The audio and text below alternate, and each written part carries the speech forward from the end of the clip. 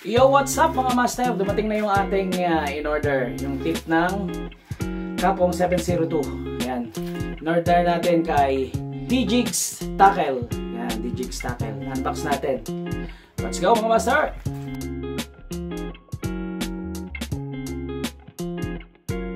So yan mga master, ano natin, unbox. In-order ko kay sa D-Jigs Tackle.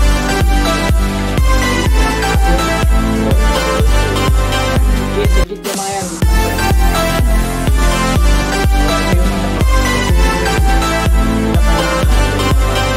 Bago pa yan mga master yan. Parang ilang beses lang nagamit yan. Naputol yung tip. Sumabit sa lambat nang tinatanggal ko yung hook. Ay hindi ko napansin, baluktot na pala yung dulo hanggang sa naputol. So ayun, order ako ng tip kay D-Jigs Tackle. So yun na natin, buksan na natin. Ganda ng safe na safe, kasi kailangan talaga safe yung dapat talaga may tube, kasi sobrang nipis ng tip ng kapong. Alam niyo naman yung mga sa mga shipping, minsan hagis-hagis, diba? Hindi maiwasan, kahit di hagis minsan madagalan, pwedeng maputol, kaya dapat ay nasa tube. Ayun, ganda ng balot, safe na safe talaga. Yan sa mga naputol na ang tip ng mga kapong nila, yun po, search niyo yung D-Jigs Tackle. Yan. Pwede po kayo mag-order doon yung mga naputulan ng tip. Ayan, tagal na po niya, tagal ng putol ng tip niya sa akin, ngayon ko lang na-orderan. Dahil ngayon lang ako nagka-budget.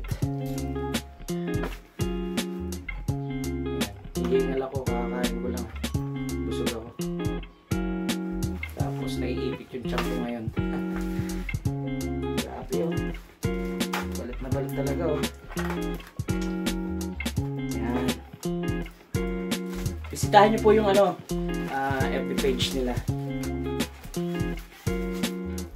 Marami doon, baka meron kayong mga kailangan sa fishing, pwede kayo mag-order sa kanila. So yan, tapos nakabalot pa ulit ng bubble wrap.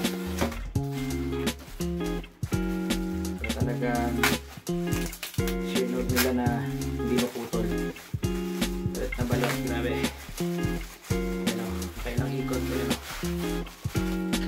Tuloy na rin natin dito. Makakapag-casting na ulit ng mag-aanggaan na UL. Mag-aanggaan na rad. Tagal-tagal ko na itong hindi nagamit. Ilang gamit pa, naputol na kagad. So yun, na-orderan din natin. Ay, sarap yun ganda mga master ayan manipis. Yan talaga yung matibay naman ang kapong. Siyempre mapuputol talaga yan pagka medyo nagkamali ka ng paggamit. Dapat lagi nakaluwag yung drag mo, para pag sumabit na bigla ka or malaki yung nahuli mo, diba? Maluwag yung drag mo, hindi siya mapuputol basta-basta.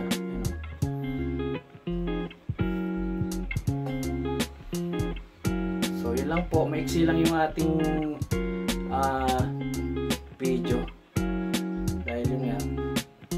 Sa tip ng kapong, sinare ko lang para po sa iba na hindi alam kung saan pwede bang maka-score ng tip ng kapong.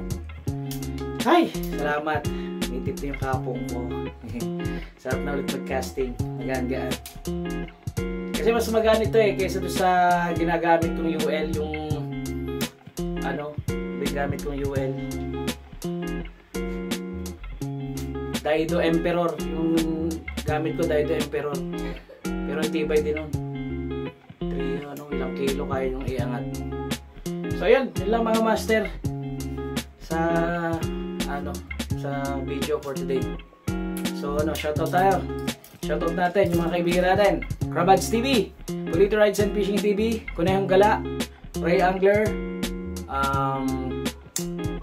Fishing with Jun and Angie, si Van James Fishing Adventure, Aga Adventure Channel, si Paring Yo, si Boss Leo, yan. Crambadge TV, nasabi ko na yata. So, si Elite Channel Vlog, si Kasungkit Vlog, si is.com, yan, yung mga yan. Shoutout sa inyo. At sa mga fishing group, Pinoy Anglers Club, Quezon Anglers Club, Quezon Mangrove Anglers Club, Matimonan Anglers Club, Sariaya Anglers Club, Candelaria Anglers Club, Lukban Anglers Club, Mauban Anglers Club, ano pa? Tayabas Fishing Sports Club,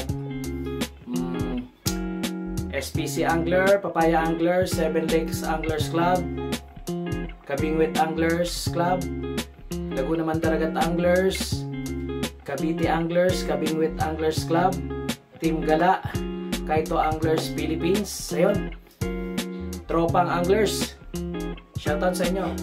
Biwas Pilipinas, shoutout.